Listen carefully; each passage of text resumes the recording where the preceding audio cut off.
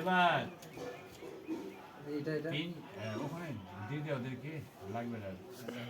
এবার ওই দাদুর আশীর্বাদ দিতে হলে যাতে খাওয়া পড়ার কষ্ট না থাকে, তিনজনে পয়সা নেই, পয়সাটাকে নিয়ে খরচা করবি না, নিয়ে ঘরে চলে যাবি। তিনজনে নেই, ওখানে ঠাকাই নেই। 5 টাকা করে দে, 5 টাকা আছে দেখ। উঠার সময় ওখানে চরণে ঠাকাই নিবি। আরে 1 টাকা হোক আর 2 টাকা হোক নেই, 1 টাকা করি হলেই হলো। কি করবে এটা?